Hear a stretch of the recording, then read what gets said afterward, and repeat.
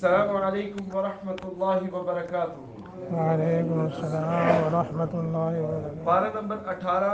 सूरत नूर आयत नंबर 14 आयत नंबर 14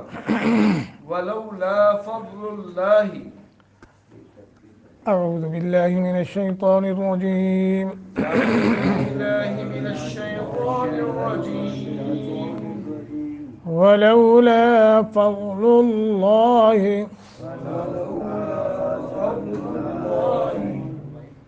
अलैकुम अलैकुम व रहमतुहु व रहमतुहु फिद दुनिया वल आखिरह फिद दुनिया वल आखिरह लमस्सकुम लमस्सकुम फीमा अफ़ज़तुम फीमा अफ़ज़तुम फीहि अज़ाबुन अज़ीम अज़ाबुन अज़ीम इज़ तलक़्क़ौनहु इज़ तलक़्क़ौनहु बिअल्सिनतिकुम बिअल्सिनतिकुम वतक़ूलून वतक़ूलून बिअफ़वाहिकुम बिअफ़वाहिकुम मा लैस लकुम बिअफ़वाहिकुम मा लैस लकुम बिही इल्म मा लैस लकुम बिही इल्म वतहसबूनहु वतहसबूनहु हय्यना वहुव इंदल्लाह वतहसबूनहु हय्यना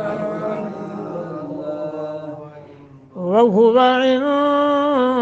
इंदल्लाहि अज़ीम वहुव इंदल्लाहि अज़ीम। वलौला फ़ज़लुल्लाहि अलैकुम व रहमतुहु फ़िद दुनिया वल आखिरह लमस्सकुम फ़ीमा अफ़ज़तुम फ़ीहि अज़ाबुन अज़ीम इज़ तलक़्क़ौनहु बिअल्सिनतिकुम वतक़ूलून बिअफ़वाहिकुम ما ليس لكم به علم وتحسبونه هينا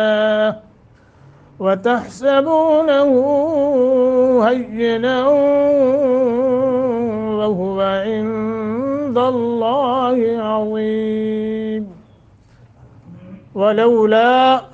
वाव को मोटा करना है, लौला दोनों एक एक सेकंड की जो है मद करनी है। फ़ज़लुल्लाह ज़ात और लफ्ज़ अल्लाह को तफ़ख़ीम के साथ पढ़ना है। अलैकुम व रहमतुहु रा को मोटा, हा हु उल्टा पेश है, एक अलिफ के बराबर मद। फिद दुनिया वल आखिरह खा और रा दोनों मोटे। लमस्सकुम सीटी के साथ, फीमा फी हरूफ मद्दा, मा मद्द मुनफसल है, ज़रा दो अलिफ के बराबर इसको लंबा कर लें। अफ़ज़तुम फ़ीहि अज़ाबुन अज़ीम, अज़ीम लफ्ज़ होता है। इज़ तलक़्क़ौनहु, इज़ तलक़्क़ौनहु, क़ौ हरूफ लीन में ऐसे है तो इसको नरमी के साथ मोटा करके पढ़ेंगे। बिअल्सिनतिकुम वतक़ूलून बिअफ़वाहिकुम, कुम के बाद मीम है मुशद्दद, इदगाम मिसलैन इसको कहते हैं, इदगाम माल गुन्ना। लैसा लकुम, कुम के माबाद बा है, लिहाजा यहाँ लंबा करेंगे। इल्मु नून तनवीन के बाद वाव मुशद्दद, वो न करेंगे। इल्मु व तहसबूनहु हय्यना, नून तनवीन के बाद वाव मुशद्दद है। यरमलून का क़ायदा यहाँ लगेगा। वहुवा इंदल्लाह, इन नून साकिन के बाद दाल हरूफ इख्फा में से इख्फा करेंगे। लफ्ज़ अल्लाह को मुँह भर कर पढ़ेंगे। अज़ीम ज़ा को मोटा करेंगे। वलौला فضل اللہ، اور اگر نہ ہوتا اللہ کا فضل علیکم تم پر، ورحمتہ اور اس کی رحمت، فی الدنیا والآخرہ دنیا میں اور آخرت میں، لمسکم تو البتہ پہنچتا تمہیں، فیما اس کے سبب کے، افضتم تم مشغول ہوئے، فیہ اس جھوٹی بات میں، عذاب عذاب، عظیم بہت بڑا، اذ جب تلقونہ تم ایک دوسرے سے لیتے تھے اس بات کو، بِأَلْسِنَتِكُمْ اپنی زبانوں کے ساتھ، وَتَقُولُونَ اور تم کہتے تھے، بِأَفْوَاهِكُمْ اپنے منہوں کے ساتھ، ما وہ بات کہ، لَيْسَ لَكُمْ نہیں تھا تمہیں، بِهِ اس کا، علم کوئی علم، وَتَحْسَبُونَهُ اور تم گمان کرتے تھے اسے، حینا معمولی، وَهُوَ جب کہ وہ، عند اللہ اللہ کے ہاں، عظیم بہت بڑی بات تھی۔ یہ لفظی ترجمہ ہمارے سامنے ہے، اور دیکھیے اب ہم کتنی دفعہ یہ ولولا، یہ تیسری مرتبہ پڑھ رہے ہیں، ولولا فضل اللہ علیکم ورحمتہ۔ مفسرین کی جماعت کو پڑھنے کے بعد انسان کو اللہ نے عقل و شعور دیا ہے نا جی، انسان باہر کیسا بھی ہو، حتیٰ کہ ان پڑھ بھی کیوں نہ ہو، ہاں جی بالکل کملہ انسان کیوں نہ ہو، لیکن پھر بھی کچھ نہ کچھ اس کے اللہ نے شعور رکھا ہے، بات کو سمجھتا ہے، بری اور اچھی بات کو، برائی اور نیکی کو سمجھتا ہے، سچائی کو سمجھتا ہے کہ نہیں؟ تو پھر جو تھوڑا بات کچھ رکھتا ہو قرآن سے جڑا ہوا، وہ تو ہاں جی بالاولیٰ سمجھ لیتا ہے۔ میں ان تمام مفسرین کو پڑھنے کے بعد اس نتیجے پہ پہنچا ہوں، وہ میں آپ کے ساتھ شیئر کرتا ہوں، کہ حد جیسا گناہ، زنا جیسا گناہ، جس پر 4 گواہ بھگتنے کے بعد حد مقرر ہو جاتی ہے، لیکن پھر بھی اگر 4 گناہ نہیں ملتے، آدمی سے غلطی ہو گئی ہے، تو اللہ نے اگر اس کی پردہ پوشی رکھی ہے تو وہ پھر اللہ سے معافی مانگے، یعنی گناہ کے بعد معافی جو ہے، اللہ سے بندہ سچی توبہ کر لے، معافی مانگ لے تو اللہ معاف کر دے، یہ اخذ جو ہے نکلتا ہے، یہی ہے فلولا ولولا فضل اللہ علیکم ورحمتہ، کہ نہ ہوتا۔ اچھا پھر یہاں اللہ پاک نے فرمایا دنیا اور آخرت میں، مطلب اس کا یہ ہے کہ اگر دنیا میں تم پر اللہ کا فضل نہ ہوتا کہ اس نے تمہیں دنیا میں بے شمار نعمتیں جی کیا کر رکھی ہیں، دے رکھی ہیں، جن میں سے ایک یہ ہے کہ گناہ پر فوراً مواخذہ نہیں کرتا، اور سورۃ کہف کے اندر بھی اللہ نے فرمایا ہے، وَلَوْ يُؤَاخِذُ اللَّهُ النَّاسَ بِمَا كَسَبُوا لَعَجَّلَ لَهُمُ الْعَذَابَ، کہ اگر اللہ گناہ پر فوراً مواخذہ کرے تو پھر تو دنیا میں کوئی ذی روح رہ نہیں سکتا۔ تو یہ ہے اللہ کا فضل کہ نہیں ہے، کہ ہم اچھا انفرادی طور پر اپنے دل سے پوچھیں، میں اپنے آپ سے پوچھوں، آخر میں آپ کے بارے تو اتنا وہ نہیں کرتا، میرا آپ کے بارے بہت اچھا گمان ہے، لیکن مگر میں اپنے آپ سے پوچھوں تو مجھے تو پتہ ہے نا میرے کرتوت کیسے ہیں، لیکن پھر میں دیکھتا ہوں کہ باوجود میرے گناہوں کے اللہ نے میرا مواخذہ نہیں کیا، فوراً نہیں پکڑا، تو یہ اللہ کا فضل ہے۔ اللہ دھیل دیتے ہیں، ممکن ہے میرا بندہ توبہ کر لے، معافی مانگ لے تو میں اس کو معاف کر دوں۔ معلوم ہوا اللہ اپنے بندے کو عذاب نہیں دینا چاہتا، اللہ ظلم نہیں کرنا چاہتا،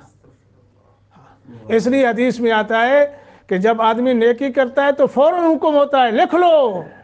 حتیٰ کہ یہاں تک بھی آتا ہے بندہ نیکی کا ارادہ کرے اس کا بھی ثواب لکھا جاتا ہے، اور جب گناہ کرتا ہے تو فوراً حکم نہیں ہے لکھو، حکم فرشتوں کو نہیں ہے، کرامن کاتبین کو فوراً حکم نہیں ہے، بلکہ انتظار کرو، ممکن ہے میرا بندہ توبہ کرے۔ ولولا فضل اللہ، وہ مہلت دیتا ہے اللہ کہ اس نے گناہ کر لے معافی مانگ لے، اور اگر فی الآخرہ آخرت میں اس کا فضل نہ ہوتا کہ وہ توبہ قبول کرتا ہے اور گناہ بخش دیتا ہے، تو تم جس کام کا یعنی بہتان میں مشغول ہوئے تھے اس کی وجہ سے تمہیں بہت بڑا عذاب دیتا اللہ پاک، وہ گھیر لیتا تمہیں عذاب۔ تو لہذا اللہ آخرت کے حوالے سے بھی ولولا فضل اللہ علیکم ورحمتہ، اور دنیا کے حوالے سے بھی اللہ کا فضل اور اس کی رحمت جو ہے بہرحال اس اپنے بندوں کے ساتھ شامل حال ہے۔ اذ تلقونہ بألسنتکم، تلقا یتلقا تفعول کے یعنی کسی سے کوئی چیز لینا، جیسا کہ سورۃ بقرہ میں ہم نے پڑھا تھا نا جی، فتلقا ہیں، یعنی سیکھ لیے آدم علیہ السلام نے اپنے رب سے کیا؟ چند کلمات اللہ سے لے لیے، تو یہی وہ تلقونہ۔ اچھا جی، جب تم اس بہتان کو ایک دوسرے سے لے کر آگے بیان کرتے تھے، میں نے فلاں سے سنا، میں نے فلاں نے سنا، اللہ سبحانہ و تعالیٰ نے فرمایا تم بس وہ زبانی کلامی ایک دوسرے سنا اور آگے بیان کر دیا۔ ما لیس لکم بہ علم، ہے جی، جب کہ یہ تمہارے منہوں کی بات تھی اور اس کا تمہیں علم نہیں تھا، اس کی حقیقت کا کیا علم ہے، یہ سچا واقعہ ہے یا جھوٹا واقعہ ہے، تمہیں کوئی پتہ نہیں، بس اس نے زید نے بکر کو بولا، بکر نے جناب آگے اس کو صدیق کو بول دیا، ایسے ہی چلتا گیا، تمہارے منہ کی باتیں تھی، تمہیں تحقیق کرنی چاہیے تھی۔ اللہ فرما رہے ہیں تمہیں تحقیق کرنی چاہیے تھی، سنی سنی باتیں آگے کر دینا، آگے تفسیر بھی آ رہی وَتَحْسَبُونَهُ هَيِّنًا، اور تم نے اس بات کو معمولی سمجھا کہ ایسی کوئی بات ہے، ایسے اللہ اکبر، جس کی دلیل بھی تمہارے پاس نہیں تھی، اور صرف جو ہے ایک دوسرے سے بات سنی اور آگے جو ہے وہ تم نے کر دی، حالانکہ تمہیں چاہیے تھا تم نے جب بات سنی تھی تو خاموش رہتے، ٹھیک ہے جی، کیونکہ اگر تمہیں اسے معمولی نہ سمجھتے تو سختی سے ان کا انکار بھی کرتے۔ ہاں اگر یہ بات تمہیں یوں لگی کہ یہ تو جھوٹ ہے، یہ سراسر بہتان ہے اور مسلمانوں کو حکم ہے، تمہیں چاہیے تھا کہ تم اس کا انکار کرتے کہ یہ بہتان ہے۔ کیوں؟ اس لیے ایسی بات کرنے سے بے حیائی پھیلتی ہے، اس کی روک ٹوک ہونی چاہیے۔ اور پھر اس میں ایک اور بات ہے، عام پاک دامن عورتوں کے متعلق حکم ہے کہ ان پہ تہمت نہ لگائی جائے، جو لگائے گا اسے سزا ملے گی، درے لگائے جائیں گے۔ اور پھر چاہے جائے کہ خاتم الانبیاء سید الانبیاء کی زوجہ محترمہ